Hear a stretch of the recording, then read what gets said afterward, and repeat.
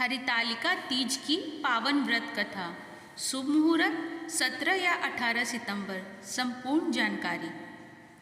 प्राचीन काल में माता पार्वती अपने 108वें जन्म में भगवान शंकर को पति रूप में पाने के लिए गंगा के तट पर 12 वर्षों तक कठिन तपस्या की। वह श्रावण की मूसलाधार वर्षा में भी बिना अन्न जल खाए खड़ी रहती थी। ज्येष्ठ मास की तपती धूप में चारों ओर अग्नि जलाकर बीच में खड़ी सूर्य को देखती रहती थी। यह देखकर पार्वती के पिता हिमालय काफ़ी दुखी रहते थे। वे पार्वती के विवाह के लिए हमेशा चिंतित रहते थे। एक दिन नारद जी हिमालय के घर पधारे और हिमालय से बोले, हे पर्वतराज, मुझे साक्षात विष्णु ने आपके पास भेजा है। वे आपकी कन्या से प्रसन्न होकर उससे विवाह करना चाहते हैं। यह सुनकर हिमालय काफ़ी खुश हुए। वे शीघ्र ही इस विवाह प्रस्ताव को स्वीकार कर लिया। पार्वती को जब यह पता चला कि उसका विवाह विष्णु से होने वाला है, वह गुप्त रूप से अपनी सखियों के साथ जंगल में भाग गई और समुद्र किनारे जाकर शंकर जी की आराधना करने लगी। भाद्रपद शुक्ल पक्ष की तृतीया तिथि को हस्त नक्षत्र था। उस दिन उन्होंने रेत में शिवलिंग का निर्माण कर विधि पूर्वक व्रत की और रात भर शंकर जी की स्तुति कर जागती रही।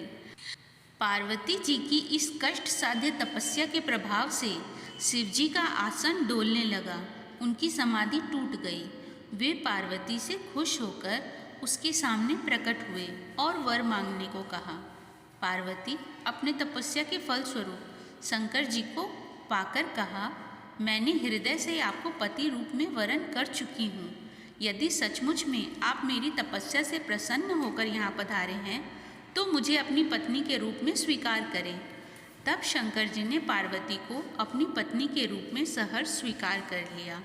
इस प्रकार भाद्रपद के शुक्ल पक्ष की तृतीया तिथि को आराधना के द्वारा पार्वती ने शिव जी को अपने पति के रूप में प्राप्त किया था।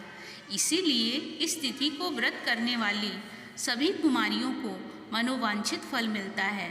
सौभाग्य की इच्छा करने वाली प्रत्येक युवती को यह व्रत पूर्ण निष्ठा एवं भक्ति के साथ करना चाहिए। हरितालिका की यह कथा सुनने का भी विशेष महात्म्य है।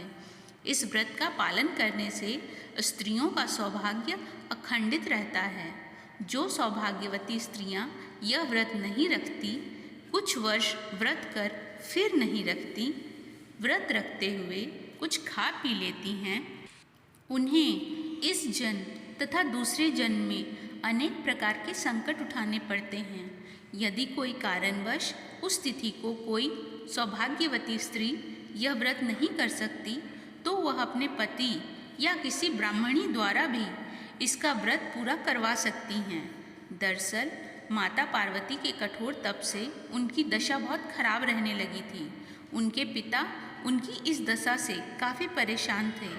एक दिन नारद जी ने उन्हें आकर कहा कि पार्वती के कठोर तप से प्रसन्न होकर भगवान विष्णु आपकी पुत्री से विवाह करना चाहते हैं। नारद मुनि की बात सुनकर गिरिराज बहुत प्रसन्न हुए।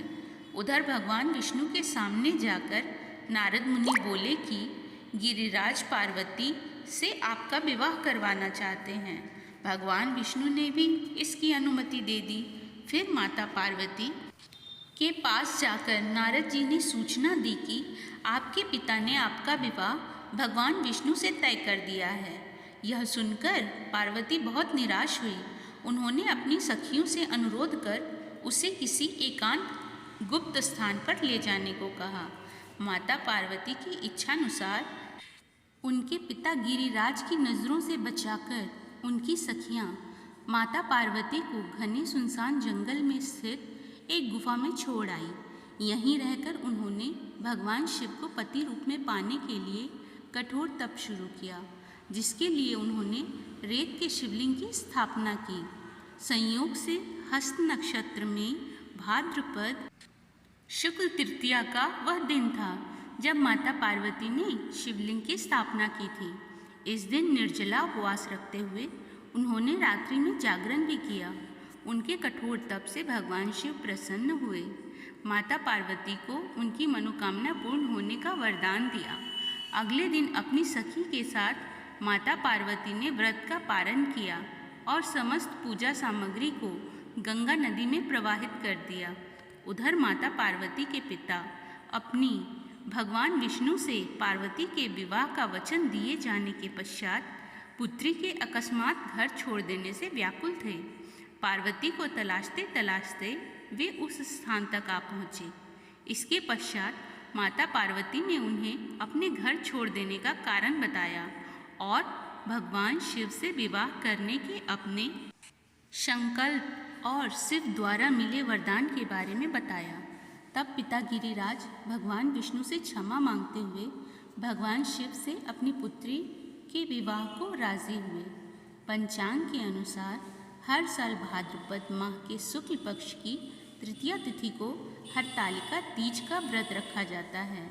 इस दिन माँ गौरा पार्वती और शिवजी की विधि पूर्वक पूजा की जाती है। करवा चौथ की तरह ही यह व्रत भी बहुत कठिन माना जाता है। इस दिन महिलाएं दिन भर निर्जला व्रत रखती हैं। सुहागिन महिलाओं के द्वारा अखंड सौभाग्य की प्राप्ति के लिए यह व्रत रखा जाता है।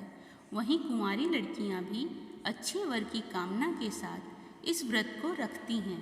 मान्यता है कि इस व्रत को करने से वैवाहिक जीवन सुखमय होता है और पति पत्नी के बीच आपसी प्रेम बढ़ता है।